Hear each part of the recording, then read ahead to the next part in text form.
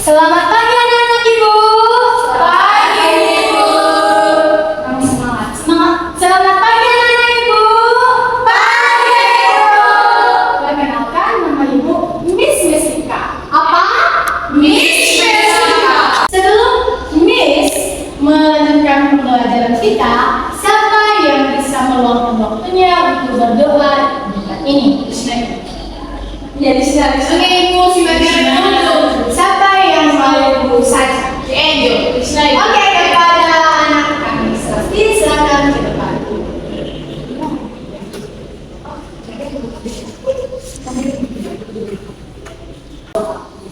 Tuhan Yesus, bahwa hari kami belajar dan kami dapat berdoa. Amin. Amin. Oke, terima kasih. Sekarang kita masuk di materi daerah guru. Nah, tujuan pembelajaran kita pada pagi hari ini kita harus mengetahui apa saja aktivitas ekonomi dalam daerah kita.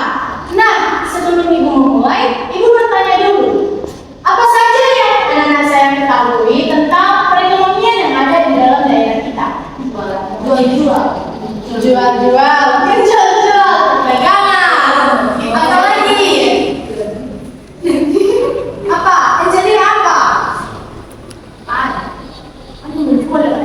Ini menjual.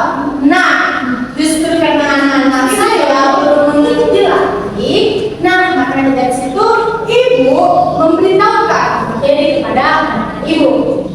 Aktivitas ekonomi kita itu bertujuan itu dilakukan oleh manusia untuk menghasilkan atau memenuhi kebutuhan hidupnya dalam sehari-hari.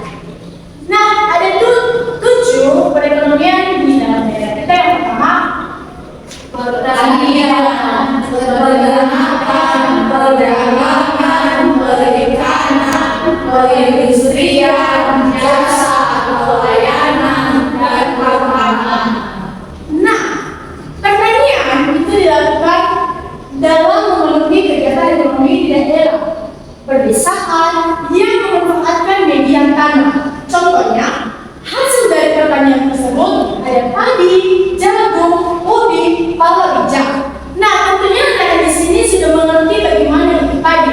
Dan anak-anak juga sering memakan nasi. Iya. Nah, nasi itu berasal dari hasil pertanian oleh petani yang mereka hasilkan dalam mengeksekusi tanah. Palawija, Ibu.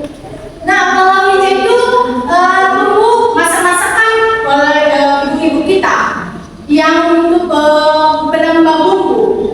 Nah, jadi yang kedua itu perkebunan. Perkebunan itu dimanfaatkan dengan para petani atau para masyarakat untuk menanam buah dan sayur. Tentunya anak ibu di sini sering makan buah, sayur. Iya.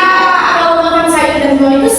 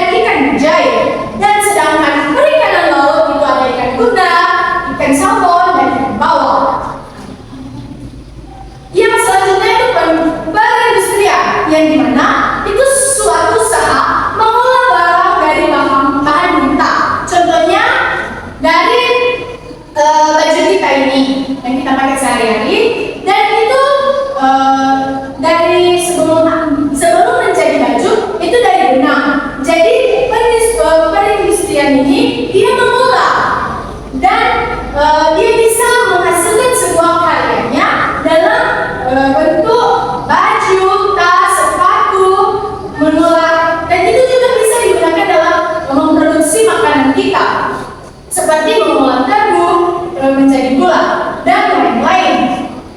Nah, selanjutnya jasa dan layanan, yang dimana anak jasa dan layanan itu adalah yang dimana seorang berprofesi dia menggunakan jasanya untuk melayani seorang masyarakat. Contohnya itu ada beberapa yang di sini dokter, yang di sana pengusaha. Bagus. Sebelum dia menjadi dokter, pasti dia sudah belajar, dan hasil belajarnya dia meluangkan jasa dan dia meluangkan waktunya untuk melayani masyarakat di saat masyarakat tersebut sakit. Dan selanjutnya pertambangan, yang dimana anak-anak tentu tahu kan bagaimana bentuk emas, di mana berasal emas. Nah, emas itu berasal dari hasil pertambangan masyarakat, yang dimana mereka menghasilkan seperti minyak bumi, emas, batu bara, dan lain-lain. Nah, yang terakhirnya itu ada perdagangan, yang dimana jika kita melihat masyarakat berdagang di pasar, itu mereka sedang melakukan kegiatan perdagangan untuk memenuhi kebutuhan mereka dan untuk memproduksi juga hasil ekspor dan impor. Nah, yang dimana contoh yang mereka jual itu seperti saat kita membeli ke pasar, beli sayur, beli baju, atau alat tulis yang kita gunakan. Nah, anak-anak juga ke pasar itu sudah pernah membeli alat tulis? Pernah. Itu dibeli di mana sama pedagang? Nah, jadi anak-anak sudah mengerti ya bagaimana berdagang tersebut. Yang selanjutnya itu ada faktor pendukung. Kenapa bisa terlaksana aktivitas oleh seorang jasa tersebut tadi itu karena adanya sarana dan prasarana, sumber daya manusia, dan teknologi. Jika teknologi tidak ada, maka kita ketinggalan atas informasi-informasi yang berbau baru. Nah, sarana dan prasarana itu seperti jalan, bangunan. Jika jalan kita rusak, tentunya kita jarang pergi ke pasar, jarang belanja. Karena jalan kita sekarang di Indonesia ini bagus, jadi kita tiap harinya bisa lewat ke pasar dan belanja. Dan selanjutnya itu sumber daya manusia, yang dimana sumber daya manusia ini untuk meningkatkan daya persaingan. Jadi jika persaingan yang satunya lebih dia mengurangkan barangnya, maka otomatis pedagang yang satunya dia harus menyesuaikan bagaimana tingkat keberhasilan dari si penjual di sebelah tersebut.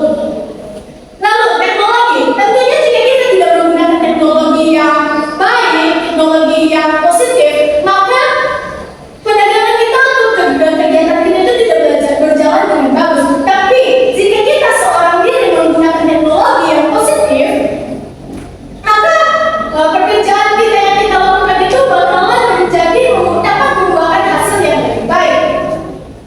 Nah, anak-anak di sini ibu memiliki paham kegiatan ekonomi.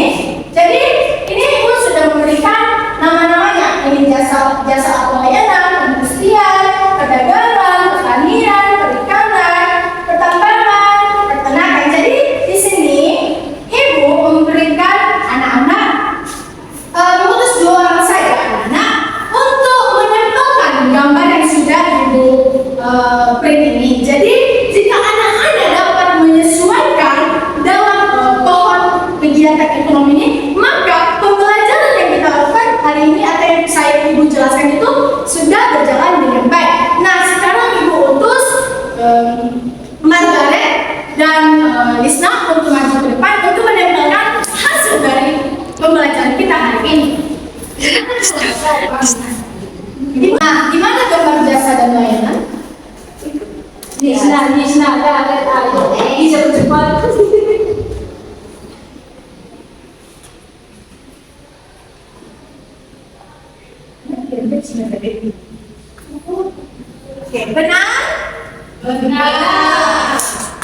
Oke, Ibu Margaret. Ini perindustrian.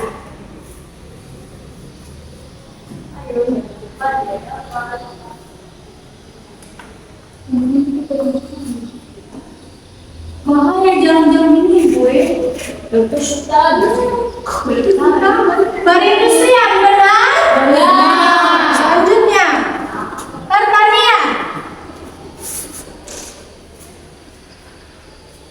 Apa ibu? Ibu, dapur. Aku ini itu. Benar? Benar. Ini semua cepat.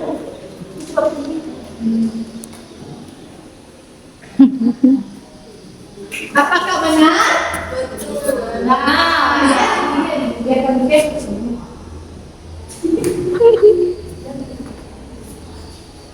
Jangan begitu.